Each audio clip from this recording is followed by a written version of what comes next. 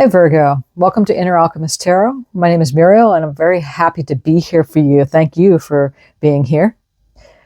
And this is for the second half of March, or for whenever you come into this reading. It's also a timeless reading as well. So thank you, Spirit, so much for these messages. They're about to come forward for Virgo and the rising sign. If you know your rising sign, Virgo, it's not Virgo, then I advise to check out the other videos and you'll get a little bit more detail into the reading for the second half of March, or for when you come in here. Okay, the cards have been cut and pre-shuffled with your energies. I'm going to warm this deck up here. I'm going to shuffle it a little bit. We're just going to do one bottom card from this deck. It's going to act as an overseer card for the reading. This is the Meraki Tarot. And I'm going to draw most of the cards from the Universal Weight Tarot right here. So thank you, Spirit, again, for these messages. They're about to come forward. This is a collective reading, so put the pieces where they go for you. Take what you need, leave the rest. Some of them may be very specific to you. And so may you be doing well, Virgo. Let's see what we have here. On the bottom, we have the Four of Pentacles. The Four of Pentacles. And I love the squirrel showing up right there. The squirrel is the gathering medicine of the animal world, gathering up their nuts and squirreling it away for, a later time, making sure they have enough, but not gathering too much, right? So the Four of Pentacles, 4 is a resting period. When you see the Four of Pentacles, it's generally resting on your money. Pentacles meaning money, career, finance. Okay, so it's also the earth energies, which is your energies. So Capricorn, Taurus, Virgo. So resting on your money, it could also mean maybe holding on too tightly for, reasons being that you might feel like in fear of its leaving without it being replenished. So just, take what you need, leave the rest. We're going to go into the reading now and see how it applies to you. So what do we have for Virgo, Spirit?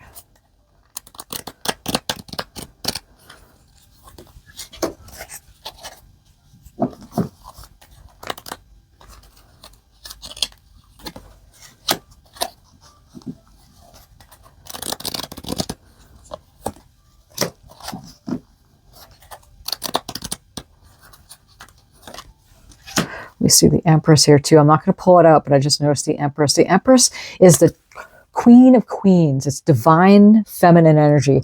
The Empress is an attractor. She's a major attractor. She's magnetic. She wants for nothing because everything comes to her.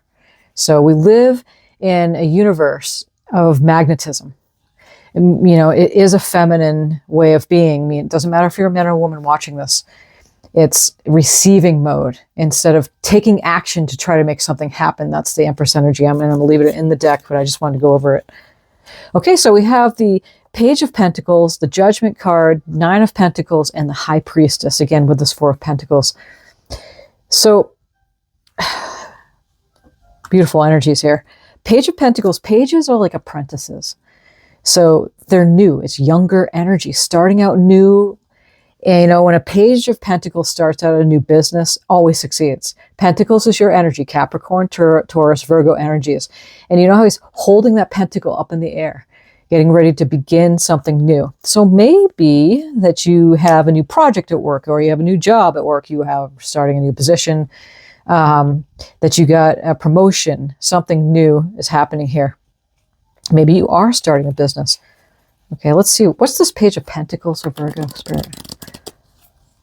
Knight of Swords. Knight of Swords is a fast-moving energy, as you can see. That horse is like, holy moly, look on his face, right? And look at how he's going towards that Page of Pentacles. So it's a real quick energy here. It's real fast. Swords is air energy, so Aquarius, Gemini, Libra. So Swords is of the mind, thoughts, it's mental processes. So you're really going at something quickly as far as starting a new business, a new project, a new job, holding that new promotion, whatever that means for you. This is a general reading. We are in a fast-moving month. The month of March, this particular March, we have 2 eclipses. We have the equinox. We have Mercury retrograde. Uranus is also a big key player here. That's going to be moving into Gemini, I believe. And again, I'm not an astrologer, but you might want to check out some astrology to get a little bit more details on this. But Pluto and Aquarius, so the air energies, right? Which rules the mind, right? Communication. Lots of changes, big changes. In Uranus, moving to Gemini, the differences in currency, changes in currency, all of that, all right? Pluto and Aquarius is all about technology changes, innovation. Again, this month alone, just being in March, is just big changes. When eclipse season happens, you know nothing's going to be remaining the same. That being said, the Judgment card comes in. The Archangel Gabriel is blowing the horn, waking the people up from the graves, as you can see here. It's kind of like a resurrection. So you are being called, Virgo, to do something, to wake up from your slumber, whatever that means is, because you're being called to do something that is great for you. Maybe you've been waiting for this. What's this Judgment card? The King of Wands. So that's it right there. Wake up. Move into this King of Wands energy. Wands being of fire signs, Aries, Leo, Sagittarius. And he's facing this Judgment card. The King of Wands is a master at leading others. And, you know, he's a fiery guy. And the wands are the action. So it's like the masculine energy, if you will. Passion. Taking action on something, building his castle brick by brick, but boy, when he does, he succeeds. So he's a master builder and a master leader of others too, a lot like the Empress energy, okay? So there's that beautiful King of Wands energy. 9 of Cups is wish fulfillment. As you can see, this looks a lot like a genie. Your wish is my command. What have you been wishing for, Virgo? Because it looks like this month, 9 of Cups, Cups again, Pisces, Cancer, Scorpio. We are in Pisces energy. We're going to be moving into Aries for the second half of March, but we're still there right now. So 9 of Cups is a wish fulfillment card. Emotionally, relationships, your feelings, whatever you've been wishing for is coming. What's this 9 of Cups? We have the 7 of Wands. So the 9 of Cups with the 7 of Wands, perhaps that you've been waiting for a long time for this wish to come true. Because if you look at this person here, he's standing his ground away from all these other wands. You know, he's been standing there for a while. See how one shoe's socks down and one's up? He's been standing there a while. He's tired. He's been tired defending away from the others. 7 of Wands is a boundaries card, setting boundaries. It's the haters will hate. Once you get to a certain level, you get your wish. There's people, might be 1 or 2 people in your life, someone you work with, maybe a family member or a friend, whoever it wasn't a friend so much anymore, and they don't like how you've risen to where you've got. So 7 of Wands is kind of like, be careful card. You've been standing there for a very long time. However, we got this High Priestess card showing up here. Again, this is Pisces energy. The High Priestess is the one who manifests, and she goes within herself, and she works with spirit and knows things. She works with the Akashic records. You know, she's got her foot on the symbol of the moon here, which is all about intuition. She's got the Torah in her hand. The 2 pillars here represent the balancing of the light and the dark, the polarities with feminine, male. Well, however you want to see the polarity balance there. She's got, like, her crown is like the moon, and behind her is the pomegranates. And pomegranates is a beautiful representation of abundance, and abundant in knowing, wisdom of the highest degree. So the High Priestess is the High Priestess. She is one that knows past, present, future, bridges that, and brings it out in the open, a lot like owl medicine, is very wise and knowing. Where most people don't know what's being said, that she does. Knowing what's behind intentions. She just has a major lights turned on. She sees in the dark. That's huge. She sees with her eyes closed. What's this High Priestess? It's that 7 of Swords. Look at that. And, you know, it's like hand in hand, like I was saying, you know, when you rise up to a certain level and you get your wish, there's going to be a person might come along and be like, what? I don't like you very much. And however degree that is. And so you find yourself defending against that. But you have this high priestess energy. Usually the card that shows up after the high priestess is kind of hidden energies. And so it looks like there's somebody sneaking behind your back. You know, somebody like, he is, look at how sneaky. You know, there's the circles going on, the festival going in the background. And this person's walking away with the sword, a little smirk on his face, trying to get away with things, sneaking away. It's all about thievery, something being taken from. But you know, that's what we're saying is that, however, we got the high priestess here, and that trumps over anything. It doesn't matter what this is going on here. I'm going to draw one card here just to see an extra. What this is, Seven of Swords. The King of Swords. It might be a King of Swords, you know, but it doesn't matter because you get the high priestess. Sometimes the kings can represent another person surrounding you. You know, Gemini, Libra, Cancer, or Aquarius, Gemini, Libra. Could be one of those signs, or like just a King of Swords. King of Swords is someone that's not so, you know, ruled by his emotions. So it doesn't get brought down by his emotions. Very logical thinker. As you can see, the clouds here is above the clouds. Very good communicator, logical thinker, but can come across as a little bit cold at times too. So you might be dealing with someone that is of the King of Swords energies, but they can't get away with it because a high priestess trumps everything. It really does. It really trumps because she just knows. She's like one of the most powerful cards in the whole entire tarot deck. I'm going to draw one more card for this King of Swords. Just kind of curious here. Is this King of Swords? Seven of Pentacles. Someone you invested time with. Yeah, because the Seven of Pentacles is a card that represents investments. You see how he's like planted the pentacles and watching it grow?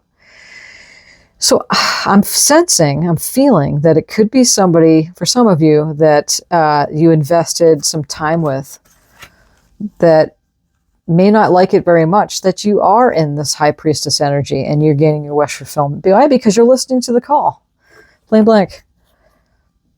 Don't get up in your head about it. This Nine of Swords is all about, it's like the nightmare card. It's like the I can't sleep at night card. You know, she wakes up in the middle of the night, they do, and holding her head because they're like, whoa, all the stuff you've been thinking about in your head could be getting to you. So you might be losing sleep over it. And don't lose sleep over that because you're moving on.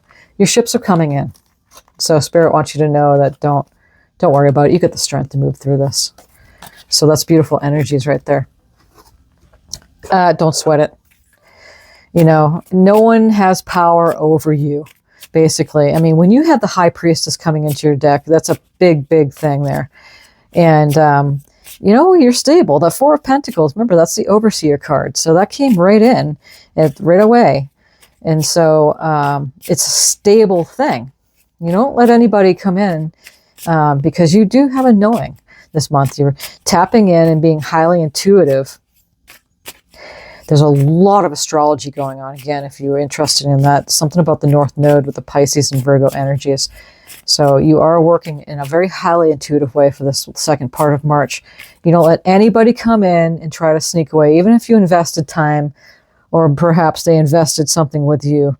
Yeah, use your discernment with that. This is the chakra deck. I'm going to draw a few cards here. Lakshmi, golden goddess, the golden abundance of the universe is opening to you. Here you go. It's another, you know, reiteration of what is being said in this reading. There's number 18, 1, 8, 9, or 18. Any of the numbers and the combination of them are good numbers for you if you're into numerology or if you play numbers. Priestess, intuition. Look at that. Connects the highest wisdom of the divine feminine. Number 34. 3, 4, 4 and 3 is 7, or 34. Again, any of the combination of the numbers are good for you at this time to play. If you like to do that, or if you're into numerology, paying attention to these numbers. Again, the high priestess is coming in twice. We get the high priestess showing up twice in this reading, Virgo. So it's Spirit wants you to know is that keep connecting. Don't fall for this petty stuff that's going on here. And it is petty. Guadalupe, forgiveness. Forgive yourself and others and awaken a deeper opening of the heart. Forgive them, the trespassers. You know, they say that in the Bible, for those who trespass against me. No. Forgive them, Father, for they do not know. There's another saying there, and meaning that, you know, the higher self doesn't forgive because the higher self doesn't judge. God doesn't judge, but that's, you know, a knowing that I have. But we tend to do that. So it's good for you to forgive them. That's important. 24. 2, 4, 4 and 2 is 6, or 24. Work in the heart space with your higher mind. Needed for the second part of March. And then we have Lion, courage. We did have the strength card yet. Showed up here. Strength. There's the lion again.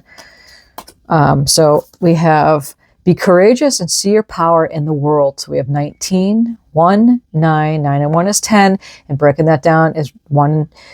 Okay, so we have 1, 9, 19, and 10. So any of the numbers here are very good numbers for you. I'm going to draw from the Moonology deck and see what else we have to close up this reading. I thought it was fitting because we're in this eclipse season here. Okay, so take inspired action. Full moon in Virgo. There's your energies there, Virgo. And, you know, inspired action is waiting for that hunch. You know, it's kind of like buying the lottery ticket, you know, so you could spend tons of money on, or maybe you have a mode of doing that in your routine. You just have that hunch of just getting a scratch ticket or just buying a lottery ticket once, and that's it right there. That's inspired action. Inspired action is also moving off of, you haven't been creative, you haven't been doing stuff, and all of a sudden you just feel like you need to do something because you can't do anything else. That's inspired action. Open up to change. We have new moon in Aquarius here. Open up to changes, big changes. Again, when you have eclipse comes in, nothing's the same. Let your fear dissolve. Full moon in Cancer. Okay, so we'll do 3 of these. And then I have another Moonology deck here we'll close up on with this. Yeah, why worry, ye of little faith? Or why have fears? You know, fear comes from being disconnected.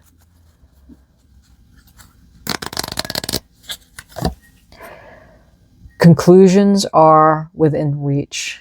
A full moon eclipse, and it might be happening around the full moon eclipse. So pay attention to that. Don't let your past hold you back, South Node. Yeah, forward movement. That's what I hear. Show the world the real you. There's a full moon in Aquarius this time. Show the world the real you. Don't hold back. And I just see that high priestess twice here. The real you. What are you behind the scenes? And people get fearful of that. Like they think, oh, if I show the world the real me, they'll take advantage of me. Again, fear not. It's time to let your light shine. So beautiful messages. Thank you, Spirit, so much for these messages. Thank you, Virgo, for subscribing, liking, sharing the video. Do appreciate you. And until next time, beginning of April will be the first part of April reading. And until then, many blessings on your journey. And again, I sure do appreciate you. Thank you for being here.